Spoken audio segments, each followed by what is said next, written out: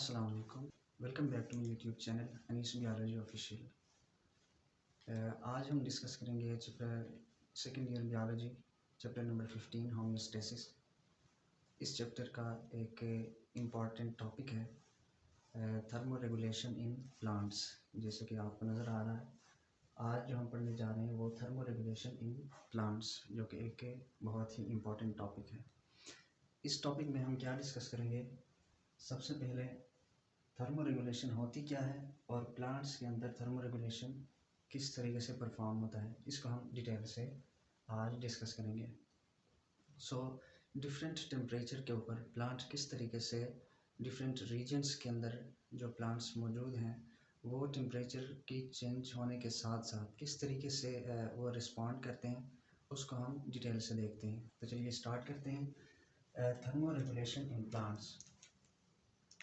सबसे पहले thermo regulation means के प्लांट के अंदर वो एबिलिटी के जिसकी वजह से प्लांट्स जो हैं वो टेम्परेचर चेंज होने के साथ साथ वो प्लांट के ऊपर उस टेम्परेचर के चेंज होने का बैड इम्पेक्ट नहीं पड़ता, प्लांट जो है उनकी डेथ नहीं होगी और वो अपने आप के अंदर इस तरीके से चेंजेस लेकर आएंगे कि वो उस माहौल के अंदर सर्वाइव कर सकें टेम्परेचर चेंज होने के साथ साथ।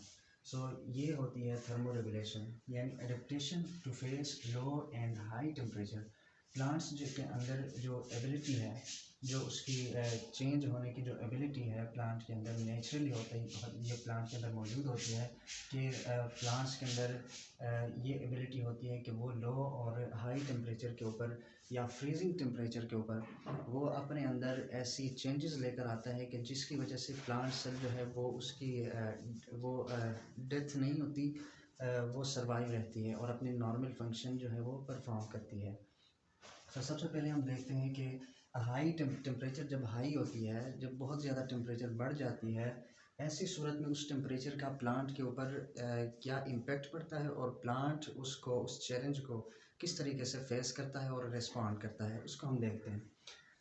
हाई टेम्परेचर जो है, हाई टेम्परेचर के ऊपर प्लांट्स के अंदर प्लांट सेल के अंदर जो प्रोटीन्स हैं वो डी नेचर हो जाते हैं। प्लांट्स के अंदर जो प्रोटीन्स हैं वो डी नेचर्स हो जाते हैं और आपको पता है कि जो प्रोटीन्स हैं ये इंतहाई टेम्परेचर सेंसिटिव होते हैं और टेम्परेचर जब बहुत ज़्यादा हो जाए तो ये डी नेचर हो जाते हैं। इनके जो स्ट्रक्चर है उसमें केमिकल चेंजेस आ जाती हैं जिसकी वजह से इनका स्ट्रक्चर जो है वो कम्प्लीटली ख़त्म हो जाती है, डिस्टर्ब हो जाती है, डी नेचर हो जाते हैं और ये अपने नॉर्मल फंक्शंस जो हैं वो परफॉर्म नहीं कर पाते। और यही प्रोटीन्स हैं जिनकी वजह से कई केमिकल रिएक्शंस जो हैं, मेटाबॉलिज्म, कैटाबॉलिज्म, ये सारे एनाबॉलिज्म, कैटाबॉलिज्म, जितने भी मेटाबॉलिक रिएक्शंस हैं जो प्लांट्स के अंदर परफॉर्म होते हैं, जो उनकी सर्वाइवल के लिए बहुत इंपॉर्टेंट रोल प्ले करते हैं, तो वो सारे रिएक्शंस जो हैं वो सही तरीके से परफॉर्म नहीं हो पाते, जिसकी वजह से प्लांट्स जो है वो अपनी सही तरीके से उस इन्वायरमेंट के अंदर हाई टेम्परेचर के जो कंडीशन है उसमें सर्वाइव नहीं कर सकते और अल्टीमेटली उनकी डेथ हो जाती है। ये हाई टेम्परेचर जब होती है तो प्लांट के ऊपर ये उसका इम्पेक्ट पड़ता है। अब प्लांट्स जो हैं हाई टेम्परेचर, प्लांट्स के अंदर ये एबिलिटी होती है कि वो डेथ नहीं होते, डेथ उनकी नहीं होती और वो इस तरीके से उसको मैनेज कर लेते हैं, उसको रिस्पॉन्ड करते हैं कि उनकी सर्वाइवल जो है वो यकीनी बन जाती है। तो वो किस तरीके से होती है, प्लांट्स के अंदर कुछ एडेप्टेशंस होती हैं, कुछ चेंजेस आ जाती हैं। वो कौन सी हैं? सबसे पहले प्लांट जब टेम्परेचर हाई हो जाता है तो उस हाई टेम्परेचर को इस तरीके से रिस्पॉन्ड करता है कि सबसे पहले एवोपोरेटिव कूलिंग होती है। एवोपोरेटिव कूलिंग क्या होती है? ये फर्स्ट ईयर केमिस्ट्री में भी आपने एक क्वेश्चन पढ़ा होगा कि एवोपोरेटिव कूलिंग क्या होती है। कि जब भी एवोपोरेशन होती है, एवोपोरेशन के रिज़ल्ट में हमेशा कूलिंग इफ़ेक्ट होता है। जब वाटर वेपर्स किसी बॉडी सरफेस से एवोपोरेट हो जाते हैं तो उसके रिज़ल्ट में जो भी ऑर्गेनिज्म है, प्लांट है या एनिमल है, वो कूल फील करता है और उसकी जो टेम्परेचर का जो हाई इम्पेक्ट है वो कम हो जाता है।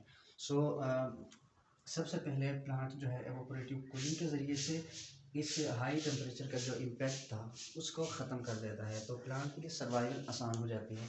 और सेकंड जो है वो प्लांट्स, कुछ प्लांट्स ऐसे होते हैं कि वो बिल्कुल नेचुरली वो ऐसे ही उनकी स्ट्रक्चर, उनकी केमिकल कंपोजिशन, और वो इस तरीके से एडेप्टेड होते हैं कि वो इन्वायरमेंट के अंदर टेम्परेचर जितनी भी बढ़ जाए, जितनी ज़्यादा हो जाए, जितनी हाई हो जाए टेम्परेचर, तो उनके ऊपर कोई इतना इम्पेक्ट नहीं पड़ता, तो डेथ उनका नहीं होता। इवन इवन के 40 डिग्री सेल्सियस से अबव भी टेम्परेचर चला जाए तो फिर भी उनके ऊपर कोई बैड इम्पेक्ट नहीं पड़ता और वो उस इन्वायरमेंट के अंदर सरवाइव कर पाते हैं।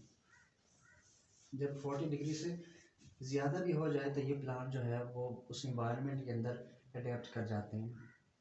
और थर्ड जो इम्पोर्टेंट चीज़ है वो ये प्लांट्स जो हैं जो हाई टेम्परेचर को रिस्पॉन्ड करते हैं, इनमें एक प्रोटीन्स होती है, हीट शॉक प्रोटीन।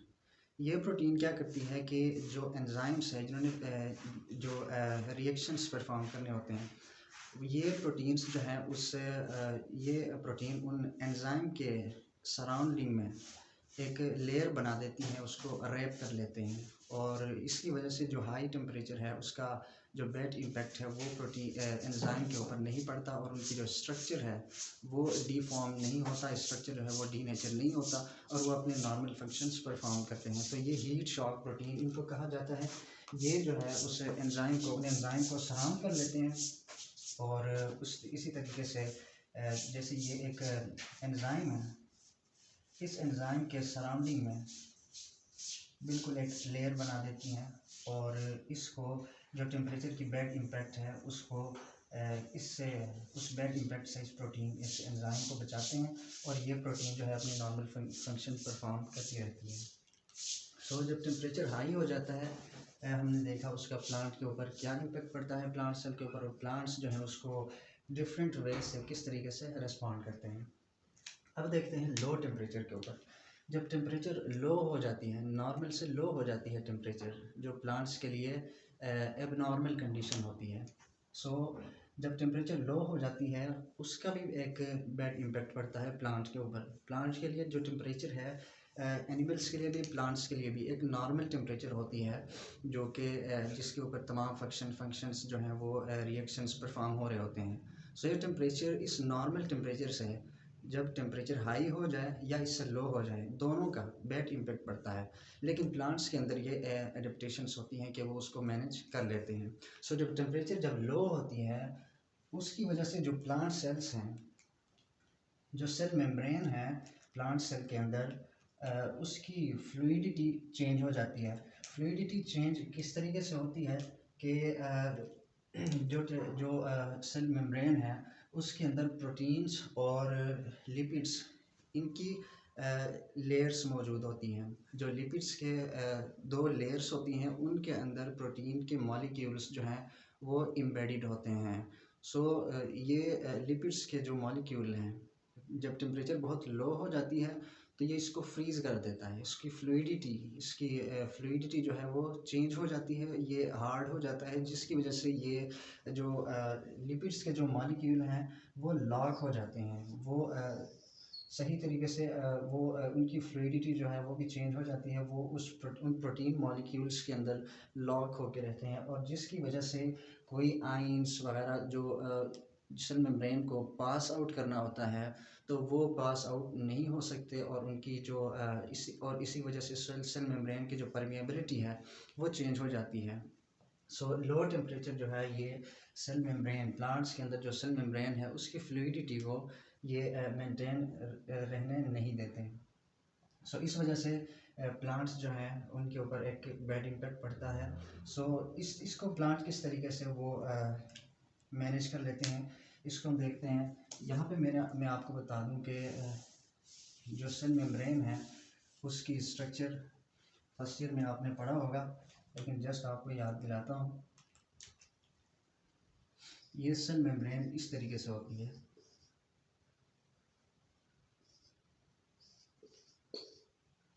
यहाँ पे मैं ड्रा कर लेता हूँ। ये लिपिड्स के दो लेयर्स हैं। ये आपको पता है फॉस्फोलिपिड्स होते हैं, हेड और टेल इनकी होती है।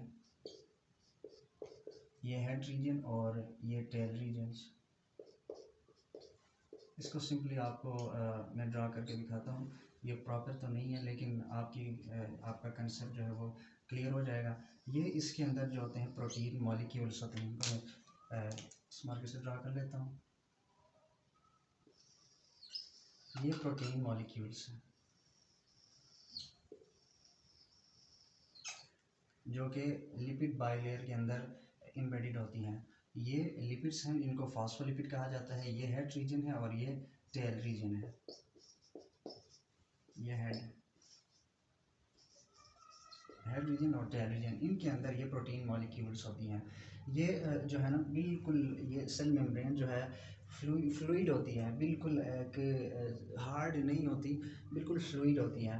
तो इसकी एक ख़ास परमिएबिलिटी होती है।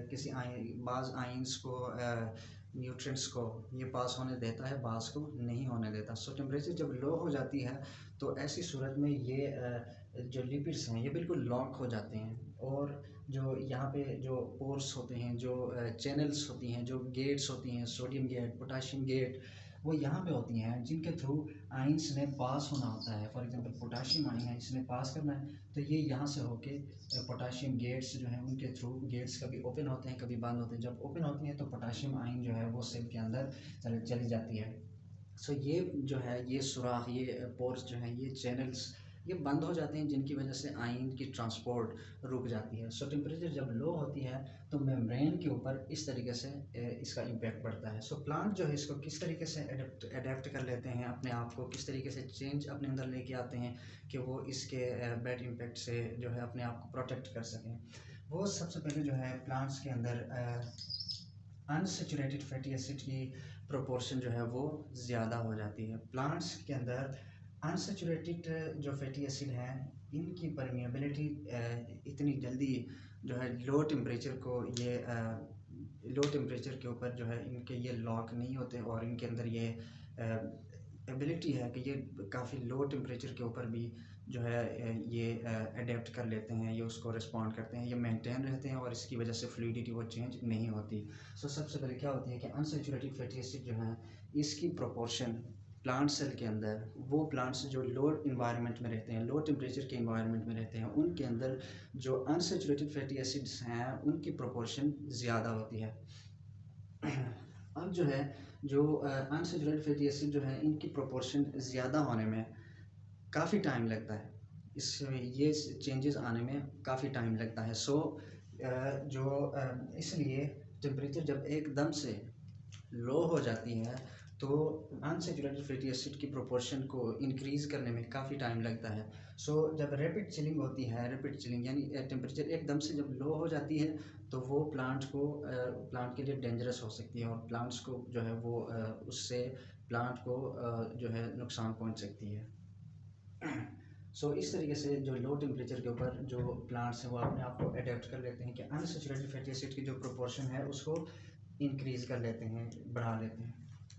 अब हम देखते हैं कि फ्रीजिंग टेम्परेचर के ऊपर, फ्रीजिंग टेम्परेचर जब बिल्कुल फ्रीज़ हो जाती है, फ्रीजिंग टेम्परेचर कौन सी होती है? वो टेम्परेचर जिसके ऊपर जो वाटर है उसकी नॉर्मल उसकी जो कंपोजिशन है वो तो वही रहती है, लेकिन प्लांट्स जो वाटर है वो आइस में कन्वर्ट हो जाती है, तो इसको हम फ्रीजिंग कहते हैं। तो इस टेम्परेचर के ऊपर प्लांट के ऊपर क्या इम्पेक्ट पड़ता है और प्लांट इसको किस तरीके से अडेप्ट कर लेता है अपने आप को, इसको किस तरह रिस्पॉन्ड करता है। तो फ्रीजिंग टेम्परेचर के ऊपर क्या होता है कि आपको पता है कि सेल के अंदर वाटर की काफ़ी अमाउंट जो है वो प्रेजेंट होती है। टेम्परेचर जब बहुत ज़्यादा लो हो जाती है तो सेल के अंदर जो वाटर है वो आइस में कन्वर्ट हो जाती है, आइस के क्रिस्टल्स बन जाते हैं, आइस क्रिस्टल फॉर्मेशन होती है, आइस क्रिस्टल फॉर्मेशन, सेल के अंदर क्रिस्टल बन जाते हैं आइस के। अब ये दो साइड्स पे बनते हैं, एक सेल मेम्ब्रेन से बाहर और दूसरा सेल मेम्ब्रेन के अंदर।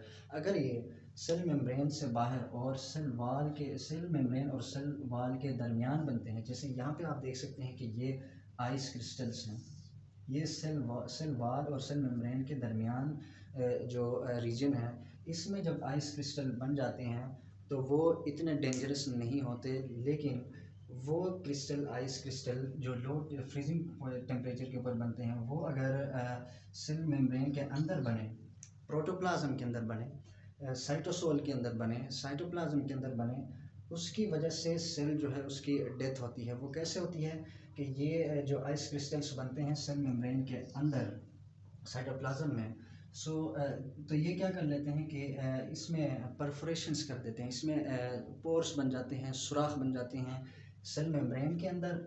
इस तरीके से सेल मेम्ब्रेन के अंदर ऐसे पोर्स बन जाते हैं और वो तमाम ऑर्गेनल्स जो इसके अंदर मौजूद हैं, फॉर एग्जांपल यहाँ पे क्लोरोप्लास्ट है प्लांट सेल के अंदर, तो और यहाँ पे एंडोप्लाज्मिक रेटिकुलम है, इसके जो सिस्टर्नी है, इनके अंदर ऐसे परफोरेशंस, सुराख बन जाते हैं जिनकी वजह से इनकी पूरी स्ट्रक्चर ही डैमेज हो जाती है और ये अपने जो फंक्शंस हैं, जो इनका रोल है, वो उसको परफॉर्म नहीं कर पाते और यूँ सेल जो है उसकी डेथ हो जाती है। सो फ्रीजिंग टेम्परेचर जो है प्लांट के ऊपर इंतहाई इसका एक बैड इम्पेक्ट होता है। लेकिन ये आइस क्रिस्टल अगर इसके दरमियान ना हो, वो सेल मेम्ब्रेन से बाहर अगर बने हैं, सेल वॉल और सेल मेम्ब्रेन के दरमियान, तो प्लांट जो है वो उसकी डेथ नहीं होती, सर्वाइव कर पाएगा। अब इसकी प्लांट इसको किस तरीके से रिस्पॉन्ड करते हैं, इसको हम देखते हैं कि प्लांट के अंदर इस आइस क्रिस्टल जो फॉर्मेशन है, प्लांट इसको किस तरीके से रिस्पॉन्ड करते हैं कि प्लांट अपने अंदर इस तरीके से चेंजेस लेकर आते हैं कि जो साइटोप्लाज्म है, साइटोप्लाज्म जो है वो सुपर कूल हो जाता है, सुपर कूल हो जाता है, लेकिन आइस क्रिस्टल नहीं बनते, चाहे टेम्परेचर जितनी लो हो जाए, लेकिन आइस क्रिस्टल्स नहीं बनते हैं। टेम्परेचर लो हो जाए तो इससे कोई नुकसान नहीं होता, लेकिन जब आइस क्रिस्टल बन जाते हैं उससे जो है इंतहाई डैमेज होते हैं, प्लांट सेल जो है वो डैमेज हो जाता है। सो प्लांट के अंदर प्लांट अपने सेल जो साइटोप्लाज्म है उसको सुपर कूल तो कर लेते हैं, पर वो आइस क्रिस्टल नहीं बनने देते। यूँ जो है जो सेल के अंदर जो ऑर्गेनल्स हैं, जैसे न्यूक्लियस है, जितने इसमें इसके अंदर एंडोप्लाज्मिक रेटिकुलम है और यहाँ पे प्लास्टिड्स इसके अंदर हैं, वो सारी चीज़ें जो है उनमें परफोरेशंस नहीं होंगी, सुराख नहीं होंगे और यूँ उनकी स्ट्रक्चर जो है वो सही तरीके से मेंटेन रहेगी और वो अपने नॉर्मल फंक्शंस जो हैं अपने नॉर्मल फंक्शंस परफॉर्म करते रहेंगे even in the freezing temperature. So इसके कई प्लांट्स ऐसे हैं जो कि इस तरह नेचुरली उनके अंदर ये होता है कि बहुत ज़्यादा हार्श कंडीशन में, ज़्यादा फ्रीजिंग टेम्परेचर के ऊपर भी वो जो है अपनी नॉर्मल फंक्शंस परफॉर्म करते हैं, जैसे ऑट है, जैसे रोज़ है, और ये नेचुरली अडेप्टेड होते हैं। इनके अंदर टेम्परेचर बहुत लो भी हो जाए तो ये अपने साइटोप्लाज्म उसको सुपर कूल कर लेते हैं और यूँ जो है आइस क्रिस्टल नहीं बनने देते और ये अपने नॉर्मल फंक्शंस परफॉर्म करते हैं। सो आज के इस लेक्चर में हमने क्या पढ़ा कि थर्मो रेगुलेशन प्लांट के अंदर जो जब टेम्परेचर में जब बहुत ज़्यादा हो जाती है या बहुत टेम्परेचर लो हो जाती है, प्लांट उसको किस तरीके से रेगुलेट करते हैं, किस तरीके से उसको मेंटेन कर लेते हैं। तो वो सारा हमने देखा 3 टेम्परेचर के ऊपर। टेम्परेचर जब बहुत हाई होती है तो उसका इम्पेक्ट क्या होता है और प्लांट इसको किस तरीके से रिस्पॉन्ड करते हैं। उसके बाद हमने देखा लो टेम्परेचर, उसका प्लांट के ऊपर क्या इम्पेक्ट पड़ता है और प्लांट उसको किस तरीके से मेंटेन कर लेते हैं।